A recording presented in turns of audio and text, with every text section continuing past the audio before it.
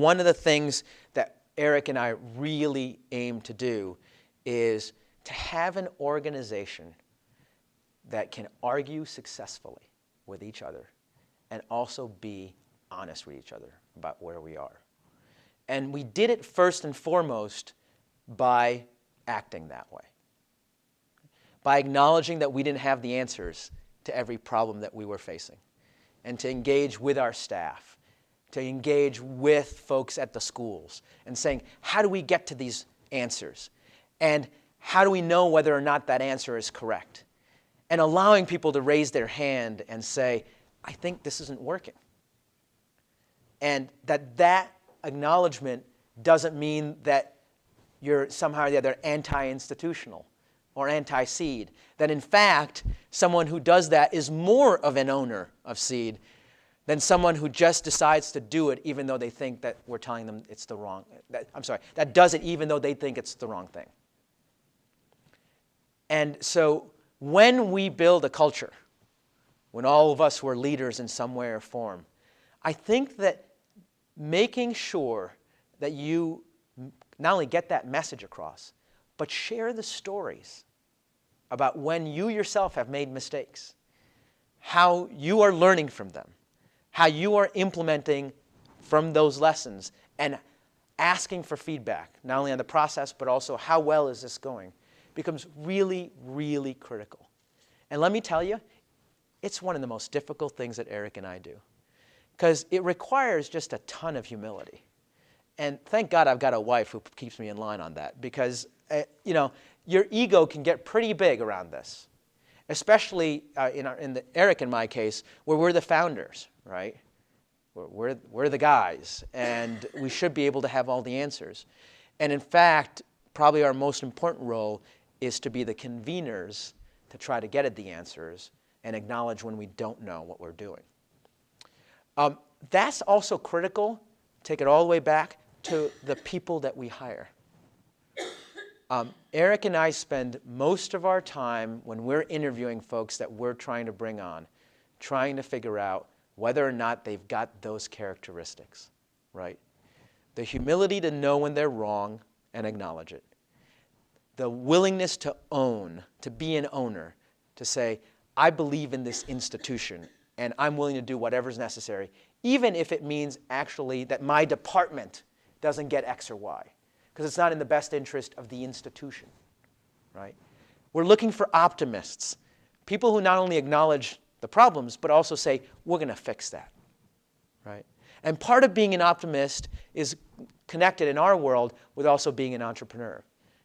Eric and I define an entrepreneur as someone who gets up in the morning with 15 tasks to do, 5 of which they've never done in their life before, right? It takes all of those skills, knowing that you don't know how to do it, being able to go and ask people, how can I learn? Being stubborn enough to want to get it done that day, not 10 days later, not 3 months later. And then being an owner of those decisions. So all of those things become really critical, because I can tell you, all of us in the nonprofit world make mistakes all the time. Because if the things that we did were easy, someone else would have figured it out by now, right? So we're all experimenting. We're all testing new things. And we've got to figure out when those tests work and when they don't. And in many ways, it's more important for us to know when they don't than when they do. Not only for ourselves, but for everybody else. We get tons of people who want to come and visit the school. And part of our time spent with them is sharing them research that we've done on ourselves of the mistakes that we've made and what we've learned from that. Because we don't want them making mistakes. It's not, the value here isn't that seed is right. The value here is that as many children as possible are getting the right education. And having the humility and the ability to set a culture that does that, both internally for the institution and externally for everyone else, becomes really critical. Because if we don't do that, none of us are actually going to solve all of our problems.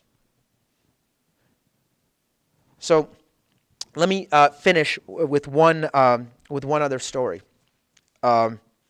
which goes back literally to the day that Eric and I decided to found Seed. After Eric and I decided that we would leave our jobs, before we left that evening, Eric asked me a simple question. He said, what's your view on equity? Remember, this was the second time that we met, so I didn't know him that well. I looked at him quizzically. What? He said, I know we're starting a nonprofit, but in the for-profit world, it's very clear to know who's the boss, because you can go and look at who owns the equity and how much of the equity they own. In the not-for-profit, it's not as easy to understand that. And so what I want to know is, what's our equity share in this organization?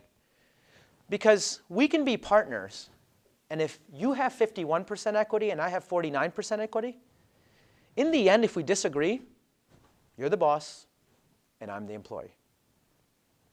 And I'm not willing to leave my job to be an employee. I want to be an owner. And I imagine that the same thing is true for you. And so the only way to do this is for you and I to be 50-50 equity owners. And we understood that. But the implication of that has been vast. Because what happens when you disagree? As Eric and I frequently do. You've got to sit there and work it out. 10 minutes, 1 hour, 2 hours, 3 hours, 5 days, 1 month, whatever time is necessary. Because you can't move forward until the equity partners actually agree. And one of the things that we got to learn about each other is that we're actually very good at arguing. And by very good at arguing, I don't mean loud. I don't mean strong. But I mean effective. We're able to understand our point of view and communicate it effectively to the other. We're able to integrate that point of view into our thoughts and figure out if there's some solution that takes both of our points into account. We're able to understand how important the other thinks this point is. Because there are times where I will say to Eric, look, here's my point of view. I don't agree with you on this. But I also don't think that this is such an important thing to the institution that we need to continue arguing. I trust your judgment. I trust that you're thinking in the best terms for the institution. Here's my point of view, take it into account, and then let's move forward. Right? And there are times where he does the same with me. He says, look, Raj, you care about this one more than I do. Here's what I think. Okay, let's go with what you're saying. And there are other times when we also say, no, this one's a big one. You and I disagree. We're going to have to continue talking. And so arguing effectively is understanding that getting to the best decision is different than winning the argument. And that arguing effectively doesn't mean that you're able to understand your point of view, but that your partner is able to understand your point of view. And why does this become so important? Because as we have grown, we have looked for owners and not for employees. When we have made mistakes, we have hired employees, not owners. We have hired people who care more about winning the argument rather than getting the best for the institution. We have hired people who have done things with which they don't agree simply because somebody told them to, as opposed to saying, wait a second, this doesn't make sense. Let's have a conversation. We have hired people who worry more about their program, who worry more about their division than worry about the institution as a whole. That's when we've made the biggest mistakes. And understanding ownership has been critical for us to be able to develop a learning culture and a successful institution. And you know what? It happened completely by accident that first day.